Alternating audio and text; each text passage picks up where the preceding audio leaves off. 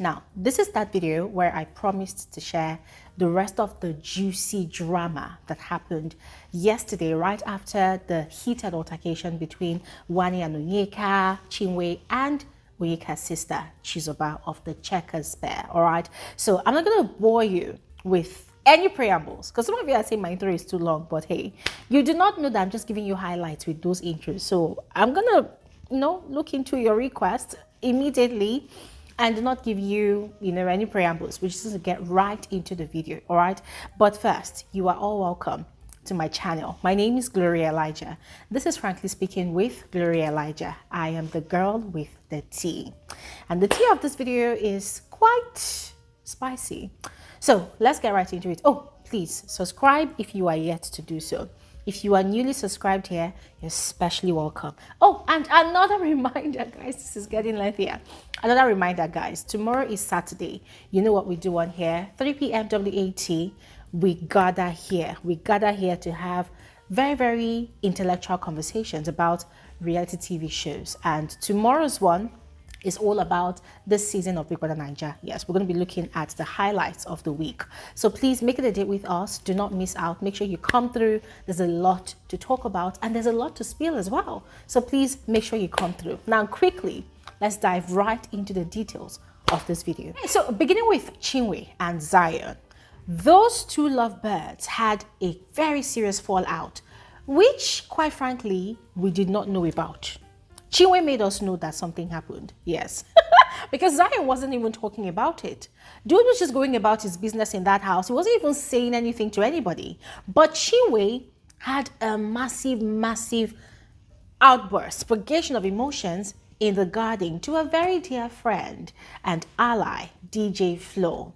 Yes. So she spent, I think, over 20 minutes venting and venting and venting. Of course, DJ Flo had told her to let it all out. And that was exactly what she did. Ladies and gentlemen, she literally let it all out. Even the one that she was supposed to keep inside so that us, the viewers, would not even know. She let it all out. And even in the process, embarrassed Zion. It was a lot of information, guys. Some information she shouldn't have even mouthed out, but she actually said. Now, what was the bone of contention between those two? After that whole heated altercation she had with Chizoba, according to her, Zion had called her aside and had advised her to go make peace with Chizoba. She should go and apologize for the way she, insulted Chizoba. Not just Chizoba, but everybody on that table that she was actually disrespectful to. And that was where Chinwe picked offense. For her, that was a huge betrayal from Zion. That was Zion throwing her under the bus. Like, why would Zion instruct her to go and apologize? That if anybody should be doing any apologies, it should be coming from Chizoba, because Chizoba and her cohorts were the ones that actually called a meeting on that table discussing her, saying that she was rude, disrespectful, and always misbehaving towards everybody in the house. So she had gone there to talk to them only for Chizoba to add insult to injury by saying, oh yes, it was even you we're talking about.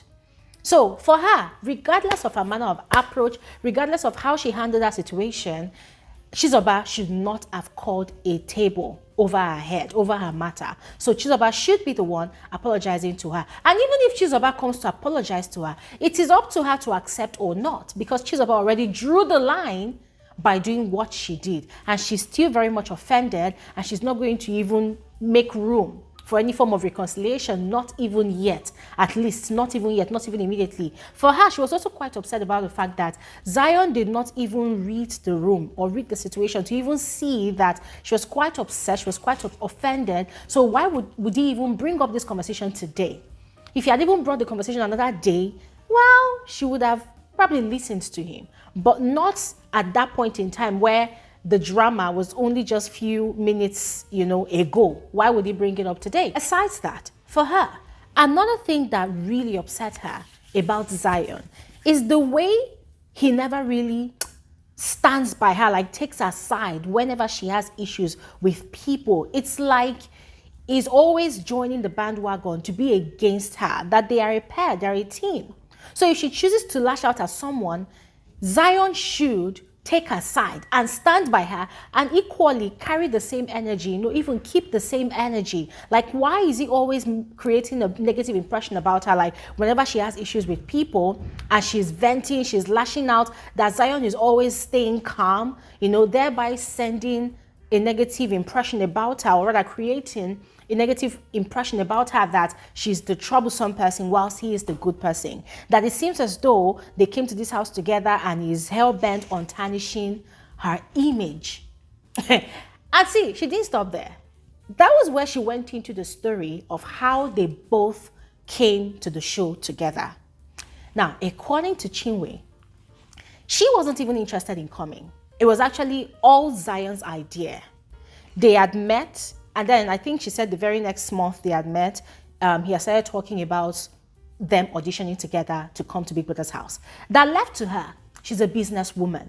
She's got plans to open up her salon, her spa, and then she also had this oil and gas contract with her father. Now, from the way she even described her dad, it seems as though her dad, it seems as though her dad is an oil mogul, yeah, like a business tycoon, yes, because she was saying that, oh, she has no worries, her father does not joke with her, that she's comfortable, she's got her money, that how much is the money saved, that's the 100 million, no, how much is the winning prize, that she knows that with the way she hustles, before the end of December, she would have made that 100 million, that she wasn't even bothered, that she even had the contract, the oil and gas contract that she was supposed to take up with her dad, but because her boyfriend said they should come to the show, she decided that they should come to the show.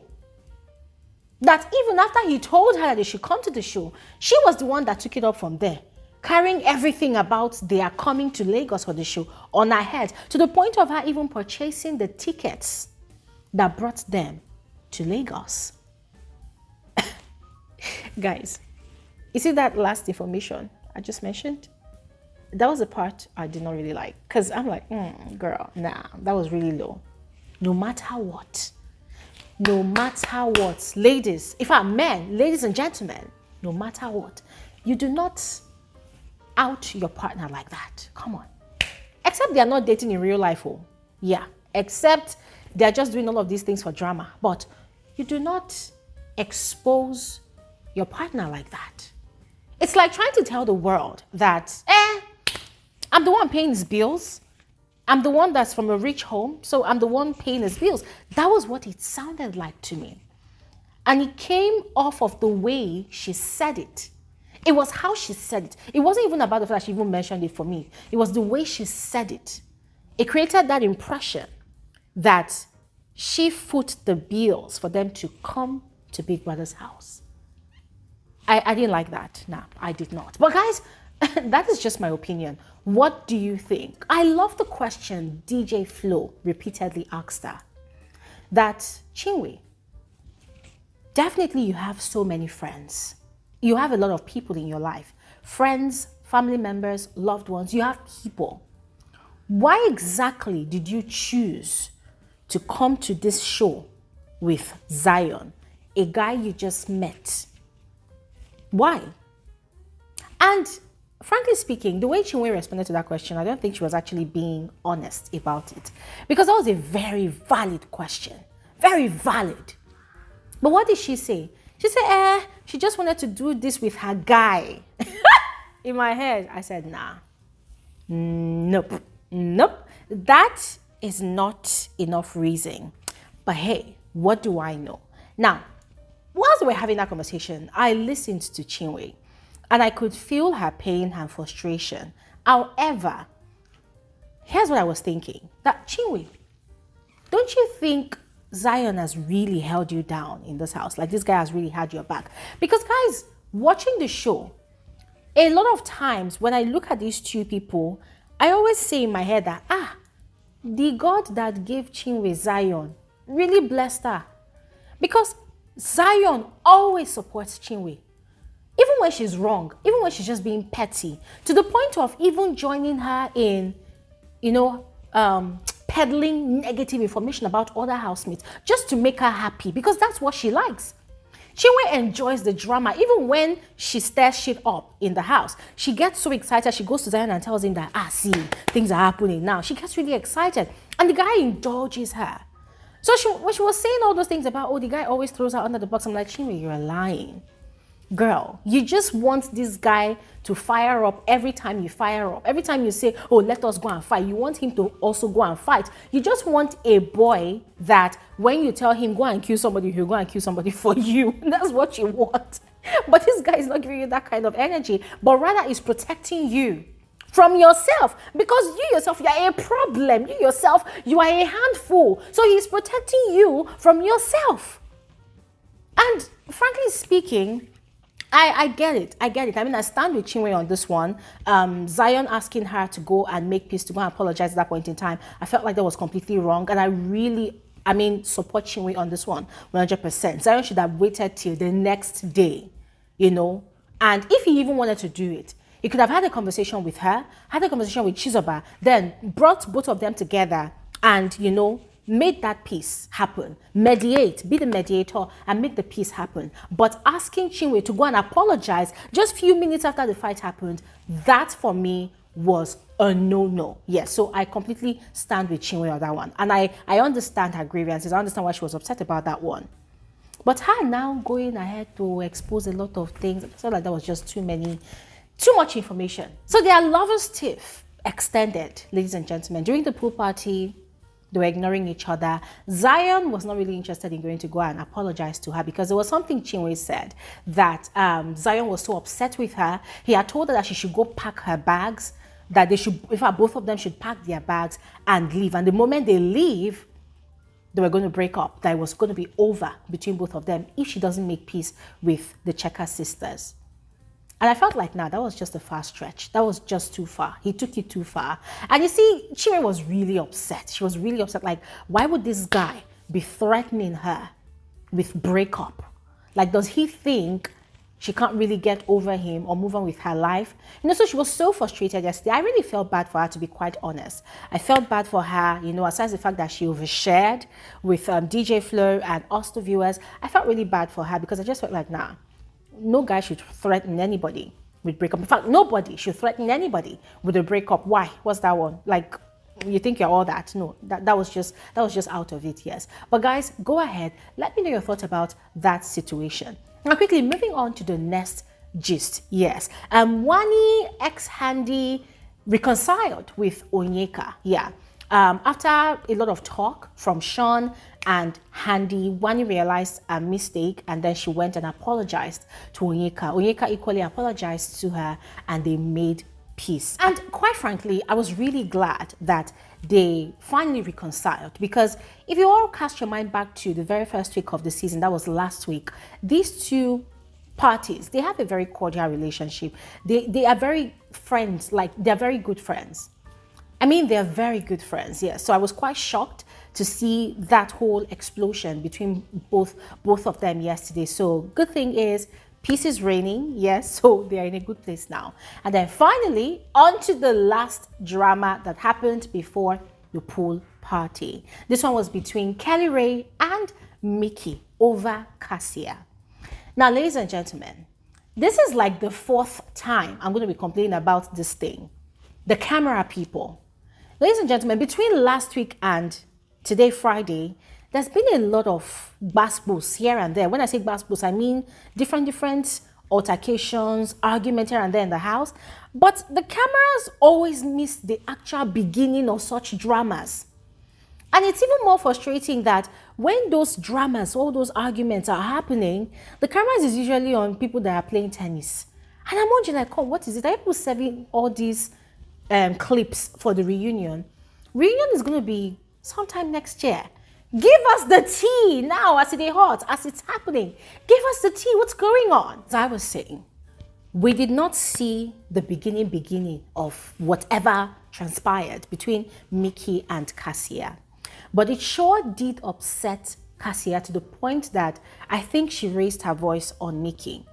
Kellyrae heard it. He went to check what was going on, and he discovered that something had happened, and then Michky had carried that whole gist to go and spill it to someone else that wasn't as close to Michky as Kellyrae was. Because Kellyrae and Michky, they are very good friends. They are very, very close to each other. So Kelly's disappointment was in the fact that something transpired between his partner and Michky, and instead of Michky to resolve it amicably, he had carried the whole gist to go and spill it to somebody else. That for him, he felt like Michky was trying to create a negative perception about his pair.